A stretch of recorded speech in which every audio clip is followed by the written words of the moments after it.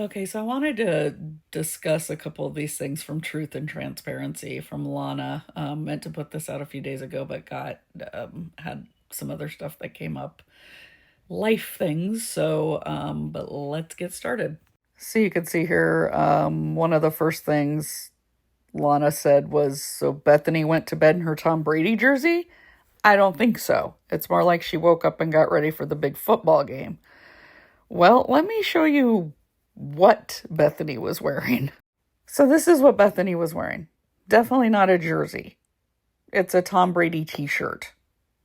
And what do a lot of people sleep in, especially college students? T-shirts.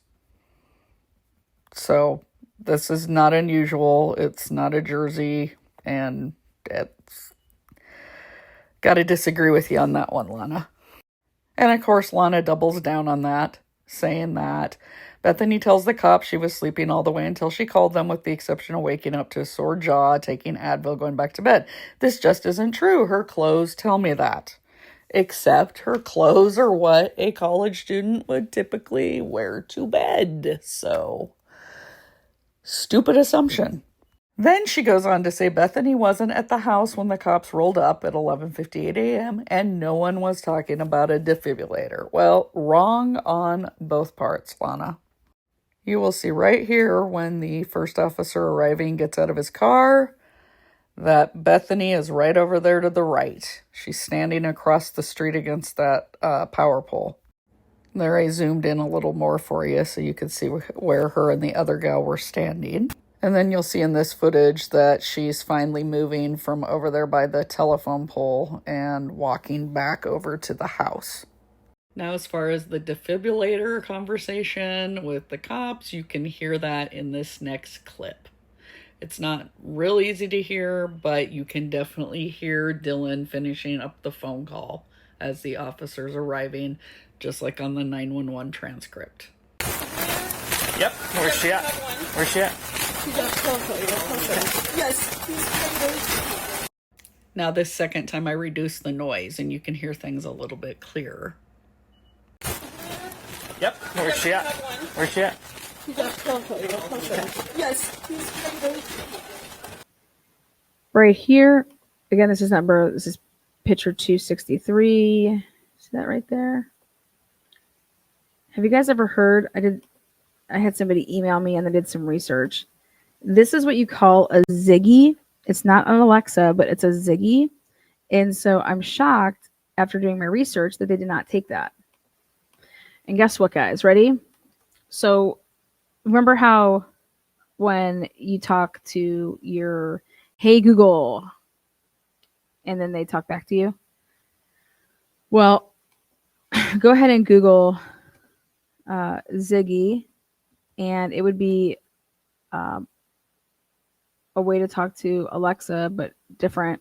And you can, the voice is going to be like a man's voice. Just saying. Okay, actually that's an Amazon Echo Dot. It's not called a Ziggy, but it's an Echo Dot. Amazon Echoes and Amazon Echo Dots and the different devices for the Amazon Echo are set up to recognize different things you can call it. So Alexa, computer, etc. Ziggy was added in 2021. And what Ziggy is just another voice command you can use, and it will talk to you as a male, not a female.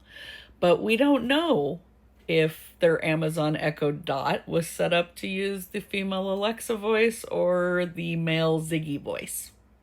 So, the just saying, we don't know. So that's kind of jumping to a conclusion, especially because the Dot, it's not called a Ziggy. It's an Amazon Echo.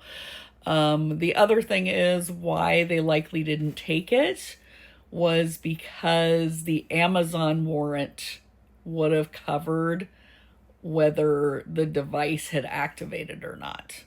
So they would have known through Amazon whether it made communication with the Amazon account. It's not like the Bluetooth speakers, like the JBL, etc., that they took, where you'd almost have to get something off of internally in there to try to figure out if somebody's phone may have connected, and you really need to do the Cellbrite extraction on the person's phone too. But you can just send a warrant to Amazon to find out if one of their devices actually connected to their Amazon account. So that's likely why they didn't take that as evidence.